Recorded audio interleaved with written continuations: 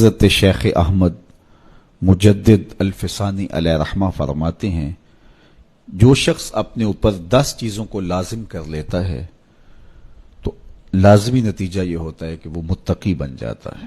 سب سے پہلی بات آپ فرماتے ہیں زبان کو غیبت سے بچائے۔ اتقاء کے حصول کے لیے زبان کو پاک کرنا ضروری ہے۔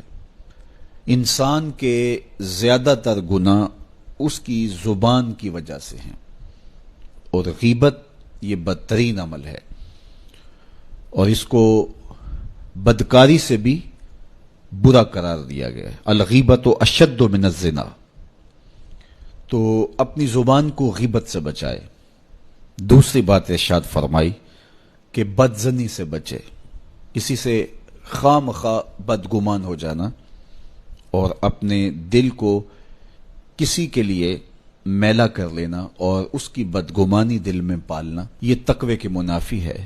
تو کسی کی بدگمانی سے، بدظنی سے اپنے دل کو بچائے، زبان کو غیبت سے بچائے، دل کو بدگمانی سے بچائے، اور مسخرہ پن سے بچے۔ طبیعت کی خوش مزاجی یہ معنی نہیں ہے، لیکن مسخرہ پن اور چیز ہے، اس سے روک دیا گیا۔ چوتھی چیز حضرت شیخ احمد فرماتے ہیں کہ اپنی آنکھ کو حرام سے بچائے۔ اپنی آنکھ کی حفاظت کرنے سے تقوی حاصل ہوتا ہے۔ جب آنکھ خراب ہوتی ہے تو دل خراب ہوتا ہے، جب دل خراب ہوتا ہے تو پھر پورا بدن خراب ہو جاتا ہے۔ پانچویں چیز ارشاد فرمائی ہمیشہ سچ بولے۔ جھوٹا شخص کبھی متقی نہیں ہو سکتا۔ مومن سچا ہوتا ہے، مومن جھوٹا نہیں ہوتا، اور تقوی کے اصول کے لیے سچ شرط ہے۔ چھٹی چیز ارشاد فرمائی ہر حال میں اللہ کا احسان مانے۔ جب کوئی بھی انسان پر بہتری آئے تو اس وقت یہ کہے کہ یہ میرے رب کا احسان ہے کہ مجھے یہ حاصل ہوا ہے۔ بہت سارے لوگ اپنی محنت کا نتیجہ قرار دیتے ہیں کہ یہ میں نے کیا تو اس کے نتیجے میں یہ ملا۔ اس کی کرم نوازی ہے کہ اس نے ایسا کر دیا۔ صحت میرا کمال نہیں، یہ اللہ کی عطا ہے۔ علم میرا کمال نہیں، یہ اللہ کی عطا ہے۔ لہجوں کی خوبصورتی یہ اس کی عطا سے ممکن ہے۔ اس نے آنکھوں میں روشنائی رکھی، اس نے توفیق عمل نصیب فرما دی۔ تو مت سمجھے کہ یہ کوئی میرا کمال ہے۔ اللہ کا احسان مانے گا تو غرور پیدا نہیں ہوگا، تکبر پیدا نہیں ہوگا۔ تو ہر حال میں اللہ کا احسان مانے، جو بھی خیر اس کو ملے وہ کہے یہ میرے رب کی طرف سے ہے، اور اگر اس کا کرم نہ ہوتا تو یہ عمل مجھے نصیب نہ ہوتا۔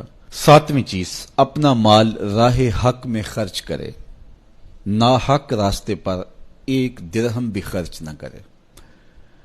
کمایا ہوا مال راہ حق میں خرچ کرنے سے اتقاء کی دولت نصیب ہوتی ہے۔ اللہ قیامت کے دن بندے کے قدم اپنے حضور سے ہٹنے نہیں دے گا جب تک اس سے 3 سوال نہیں کر لے گا۔ ان میں سے ایک سوال یہ ہوگا کہ مال کمایا کہاں سے، مال خرچ کہاں کیا۔